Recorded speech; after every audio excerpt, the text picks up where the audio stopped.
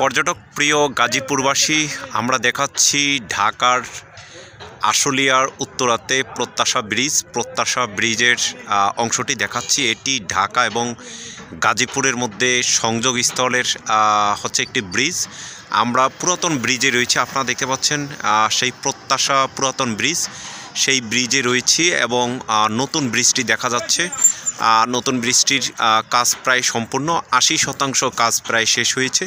আমরা সেই তুরাগ নদীর উপরে সেই প্রত্যাশা ব্রিজের অংশ দেখতে পাচ্ছি। আমরা বলছি travelpost24.com থেকে, বলি দ্য ইমেজ অফ বাংলাদেশের প্রতিচ্ছবি। এভাবে আমরা বাংলাদেশের বিভিন্ন পর্যটন তথা চলাচলের রাস্তাগুলো আমরা দেখিয়ে থাকি।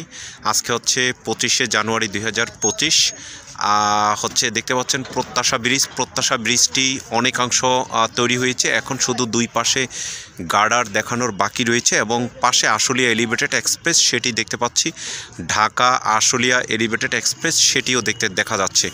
আমরা দেখাচ্ছি তুরাগ নদীর চারপাশে হচ্ছে যেভাবে ওয়াকওয়ে নির্মাণ করা হয়েছে, সেই ওয়াকওয়ের মাধ্যমে হচ্ছে মানুষ যাতায়াত করতে পারে এবং যাতে হচ্ছে ওয়াকওয়ের ভিতরে যেটি নদীর অংশ, সেই নদীর অংশ রয়েছে এবং কোনোভাবেই যাতে হচ্ছে নদী দখল না করতে পারে, সেই জন্য এই ওয়াকওয়েগুলো নির্মাণ করা হয়েছে। আমরা দেখতে পাচ্ছি সেই আশুলিয়া ব্রিজ, তুরাগ নদী এখন শুষ্ক মৌসুম, সেই জন্য তুরাগ নদীতে অনেকটা পানি নেই এবং এখানে এটিকে খলিলের মাঠ বলে।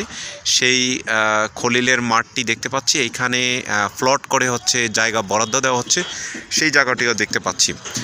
আসলে বর্ষাকালে এই জায়গাটি অনেক সুন্দর লাগে, আপনারা বিভিন্ন ভিডিওতে দেখে থাকেন বর্ষাকালের ভিডিও। সেই ভিডিওতে যাতে নদী দখল না হয়, সেই জন্য হচ্ছে সরকার এভাবে তুরাগ নদীর পাশে হচ্ছে আইল্যান্ড তৈরি করেছেন এবং ভিতরে দেখতে পাচ্ছি মানুষ মাছ ধরার ব্যবস্থা রয়েছে।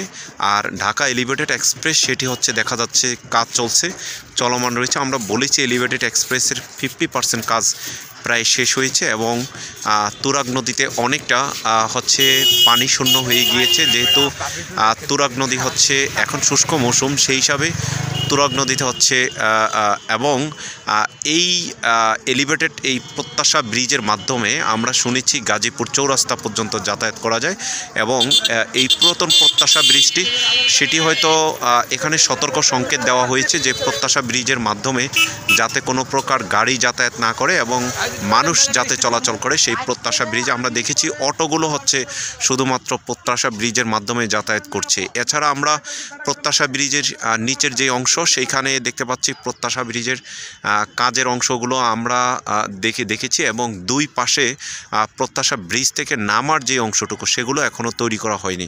আমরা দেখেছি এই প্রত্যাশা ব্রিজের পাশে এখানে অনেকগুলো জমি রয়েছে, যে জমির দাম এখন অনেকটা বেড়ে গিয়েছে এবং এখানে বিভিন্ন মানুষের বাড়িঘর দেখতে পাচ্ছে এবং নদীর নাব্যতা যাতে ফিরে আসে, সেই জন্য সরকার বিশেষ ব্যবস্থা করা উচিত যে নদীর মধ্যে যাতে ভরাট না করে, মানুষ যাতে অন্য কোনো কিছু না করে এবং নদীতে যাতে সবসময় নৌকা চলাচল করে এবং হচ্ছে মাছ হচ্ছে আহরণ করা যায় নদীতে, সেই ব্যবস্থা করা উচিত। আমরা এখানে প্রত্যাশা ব্রিজের পাশে দেখতে পাচ্ছেন যে এখানে ওয়াকওয়ে রয়েছে, সেই ওয়াকওয়ের মাধ্যমে আমরা যতটুকু জানি যে এখানে বিভিন্ন মানুষ যারা দুপুরবেলা হলে তারা যাতায়াত করে এবং হাঁটাহাঁটি করে, বিভিন্ন পর্যটনের মানুষ এখানে দেখতে আসে এবং টঙ্গী তুরাগ নদীর উপরই হচ্ছে প্রত্যাশা ব্রিজটি অবস্থিত এবং হচ্ছে টঙ্গীতে যে ইজতেমা হয়, ইজতেমার মানুষজন হচ্ছে এর মাধ্যমে যাতায়াত করে। তো আমরা আসলে যারা আমাদের ফেসবুক পেজ, ইউটিউব চ্যানেলে রয়েছেন, তারা লাইক, শেয়ার, কমেন্টস করবেন, সাবস্ক্রাইব করবেন এবং হচ্ছে যাতে এই রাস্তাটি খুব দ্রুত বাকি অংশ সেটুকু যাতে তৈরি হয়ে যায় এবং হচ্ছে এর মাধ্যমে এলিভেটেড এক্সপ্রেস, সেই গাজীপুর এলিভেটেড এক্সপ্রেস, সেটিও যাতে হচ্ছে ঢাকা এলিভেটেড এক্সপ্রেস, সেই কাজটিও যাতে শেষ হয়ে যায় এবং প্রত্যাশা ব্রিজের যেই শেষ অংশ এখানে ওঠার জন্য, সেটিও দেখতে পাচ্ছি কাজ চলছে, কিন্তু কিছুটা বন্ধ রয়েছে, সেই কাজটি যাতে অতি দ্রুত শেষ হয়ে যায়। তো আপনারা যারা আমাদের পেজে রয়েছেন, পেজে লাইক, শেয়ার, কমেন্টস করবেন, সাবস্ক্রাইব করবেন এবং প্রত্যাশা ব্রিজের ভিডিও করতে পেরে আমার কাছে অনেক ভালো লেগেছে। প্রত্যাশা ব্রিজের মাধ্যমে গাজীপুর চৌরাস্তা পর্যন্ত যাতায়াত করা যায় এবং এইটির যেই রাস্তাটি রয়েছে সেই রাস্তাটিও যাতে পরিপূর্ণভাবে সংস্কার করা হয় সে আশা প্রত্যাশা করে বিদায় নিচ্ছি। মুসলিউদ্দিন তরুণ, travelpost24.com, প্রত্যাশা ব্রিজ, উত্তরা, গাজীপুর, ঢাকা। ধন্যবাদ সকলকে।